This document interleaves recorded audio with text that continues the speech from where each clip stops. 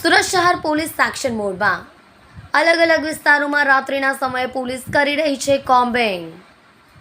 પોલીસે કોમ્બિંગ કરવાની નવી ટ્રીક અપનાવી. કોમ્બિંગ પહેલાં પોલીસ દ્વારા અનાઉન્સ કરવામાં આવે છે. જો કોઈ પાસે હથિયાર કે ઘાતક વસ્તુ હોય તો પોલીસને સમય આપે તેમાં જાતે મૂકી જાઓ. પછી કોઈ કોમ્બિંગ સમયે કોઈના ઘરમાં કે વ્યક્તિ પાસે હથિયાર કે કોઈ વસ્તુ મળશે તો કાર્યવાહી કરાશે. જહાંગીરપુરા પોલીસ સ્ટેશન દ્વારા પોતાના પોલીસ સ્ટેશન હદ વિસ્તારમાં આવેલ સંવેદનશીલ વિસ્તારોમાં કોમ્બિંગ હાથ ધરાયું. પ્રધાનમંત્રી આવાસ સુમન વંદન ખાતે લોકોએ પોલીસને સહકાર આપતા મોટી સંખ્યામાં હથિયારો સ્વયંભૂ મૂકી ગયા.